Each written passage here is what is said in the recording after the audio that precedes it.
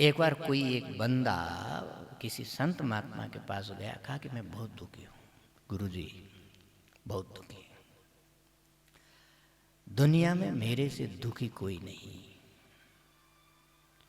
कहा कि ना रे, दुनिया ऐसी है, दुनिया में सुखी दुखी बहुत होते, तुम अकेले नहीं हो। बोले गुरुजी नहीं, मैं केवल आपके पास इसलिए आया कि अब मैं मरने जा रहा हूँ, आपको अंतिम बार बता दूं कि मैं कितना दुखी हूँ।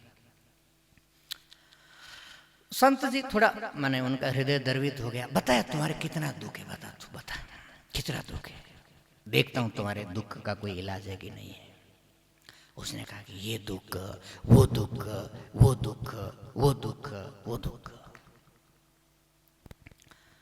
सब संत जी ने शांति से सुना। संतों की बड़ी खासियत होती है, मैंने देखा, अपने गुरुजनों के साथ रहते हुए देखा, किसी का दुख बड़े प्रेम से सुनते हैं, क्योंकि उनको पता है कि दुनिया में इसका दुख सुनने वाला और कोई है नहीं, मैं एकमात्र प्राणी बना हूं, इसको जितना डालना है ला करके मेरे में डालेगा। और संत बड़े धैर्य से और बड़ी करुणा से और बड़े अपनेपन से सारा दुख सुनते हैं। बहुत बार कान पक जाते, परंतु सुनते रहते हैं धीरज रख करके। सुना, बड़े प्रेम से सुना। कहा कि देख सुन, मैं तुमको अब 3 लोगों का दुख बताता हूं, फिर तुम अपना कंपेयर करना, फिर तुमको मेरे से बताना कि दुनिया में सबसे दुखी कौन है। कहा कि मैं एक आदमी से शुरू करता हूँ। मैं एक आदमी को जानता हूँ। तुम्हारा जन्म कहाँ हुआ?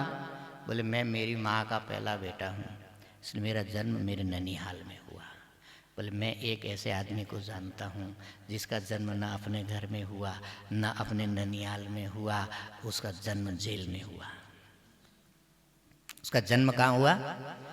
जेल में हुआ।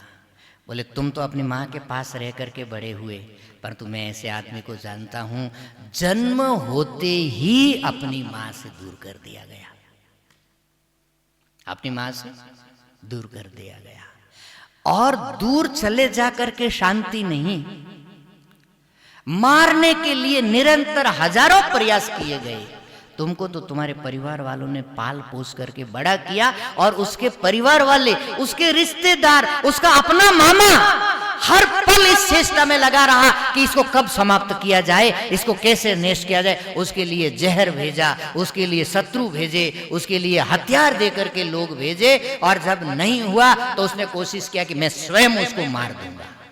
तुम्हारे ऊपर तो इतना कोई आघात नहीं हुआ। बोले जैसे तैसे 10, 12, 15 साल का हुआ, बड़े मुश्किल से अपने माँ बाप को जेल से छुड़ा करके लाया, और जब वो थोड़ा सा स्टेबल होने लगा, दूसरे शत्रुओं ने आकर के 17 बार उसके ऊपर आक्रमण किया, और आखिर तक इतना उत्पात हुआ कि उसको अपना शहर छोड़ करके भागना पड़ा। नया शहर, उसको नया शहर बसाना पड़ा, अपना नया घर बसाना पड़ा। और अंतिम समय में भी उसकी कोई बहुत सुखद परिस्थिति नहीं रही। बोले ये एक व्यक्ति का इतिहास है। एक व्यक्ति का और सुनो। घर गृहस्थी आदमी है, अपना परिवार चलाता है, परंतु परिवार में 36 का आंकड़ा है। उसकी बोले अपनी जो सवारी है और उसके पत्नी की जो सवारी है, दोनों आमने सामने हो जाए तो एक जिंदा नहीं बचेगा। अपनी सवारी क्या है? नंदीश्वर। और पत्नी की सवारी क्या है? बोले हम दोनों कभी एक साथ नहीं आ सकते, जा सकते। और उसके बेटे की जो सवारी है और उसका जो श्रृंगार है, उसमें 36 का आंकड़ा है। बेटा शांति से कभी हमारे से मिलने नहीं आ सकता, क्योंकि आए तो उसको पैदल जाना पड़ेगा। और उसका अपना जो श्रृंगार है और उसके दूसरे बेटे की जो सवारी है, उसमें आपस में कोई मेल नहीं, क्योंकि वो तो अपना कपड़ा ही उसी से बांध के रखते हैं। और उसका दूसरा बेटा यदि आए और मोर लैंड करे तो सांप तो ऐसे ही भाग जाएंगे, बाबा का तो सब खुल खाल जाएगा। कितनी विपरीत परिस्थितियों में जी रहे हैं। बोले ऐसा कष्ट तुम्हारे जीवन में? बोले इतना तो नहीं है। बोले और एक आदमी की सुन। उसके पिताजी ने नगर में घोषणा किया कि ये मेरा लड़का सबसे योग्य है और इसको मैं प्राण से ज्यादा प्यार करता हूं और ये राजधानी कल मैं इसको अर्पण कर देने वाला हूं। और दूसरे दिन सुबह बाप बदल गया। क्या हो गया? बाप बदल गया। कहा कि राजधानी अर्पण करना तो दूर की बात है, तुम यहां रह नहीं सकती, तुम यहां रह नहीं सकते। चले गए। एक भाई बेचारा भला था, साथ साथ में गया और जाकर के कुछ दिन जंगल में रहे। उसकी लुगाई चोरी हो गई। तुम्हारी पत्नी तो कम से कम तुम्हारे घर में है, तुम्हारी लुगाई को तो कोई उठा करके नहीं ले गए। ले गए उसको तो उठा करके। अकेला लड़ा, लड़ते लड़ते भाई काम में आ गया। भला हो उसका एक सेवक था, उसने जैसे तैसे भाई के प्राण बचाए। तो देखो बाहर से कितनी विपरीत परिस्थितियां हैं। भगवान कितना कष्ट पाते हैं। क्यों कष्ट पाते हैं? उसके 5 कारण ये यहां पर कहना है। क्या क्या? यदा यदा हि धर्मस्य ग्लानिर्भवति भारत अभ्युत्थानमधर्मस्य तदात्मानं सृजाम्यहम्।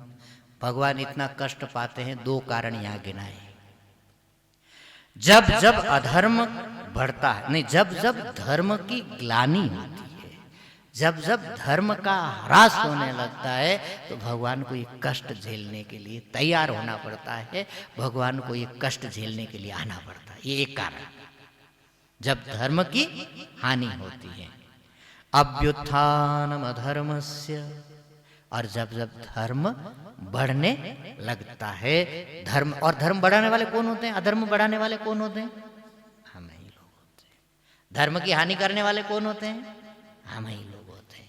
कोई दूसरे आकाश से आकर के धर्म को घटाते और अधर्म को बढ़ाते नहीं है, हम ही, और हम उनके संतान। बड़े भले लोग हैं। धर्म को घटाते हैं, अधर्म को बढ़ाते हैं। और किस प्रकार से बढ़ाते हैं? जो साधु होते हैं उनको हम दुख देना शुरू करते हैं, और जो असाधु होते हैं उनका हम पोषण करना शुरू करते हैं। तो फिर भगवान को दूसरा काम करता है पड़ता है, परित्राणाय साधुना विनाशाय च दुष्कृताम्। ये 2 काम हो गए, साधुओं का परित्राण और दुष्टों का विनाश। तो 4 काम हो गए। धर्म जब घटने लगता है, धर्म को दोबारा बढ़ाने के लिए। अधर्म जब बढ़ने लगता है, तो अधर्म को दोबारा घटाने के लिए। साधु जब पीड़ित होते हैं, तो साधुओं का रक्षण करने के लिए। और दुष्टों का जब उत्पात होने लगता है, तो दुष्टों को विनाश करने के लिए। और इन 4 कामों का उद्देश्य क्या है? धर्म संस्थापनार्थाय संभवामि युगे युगे। धर्म की संस्थापना करने के लिए भगवान का एकमात्र उद्देश्य होता है धर्म की स्थापना करना। और धर्म क्या है? एक ये प्रवृत्ति लक्षण धर्म, और दूसरा निवृत्ति लक्षण धर्म। गृहस्थी अच्छा गृहस्थी बने, साधु अच्छा साधु बने, इसके लिए भगवान को 20-20 में आना पड़ता है। और जिस समय गृहस्थी अच्छा गृहस्थी बन जाएगा, साधु अच्छा साधु बन जाएगा, तो दुनिया का मंगल होने लगेगा और भगवान शांति से सोएंगे। इसलिए साधु होने के नाते और गृहस्थी होने के नाते हम लोगों का, सब साधकों का ये कर्तव्य है, हम निरंतर भगवान के आदेश का पालन करें, अधर्म से दूर रहे और धर्म के पथ पर चलते रहे। यही भगवान की सबसे बड़ी सेवा है। भगवान की सबसे बड़ी सेवा है।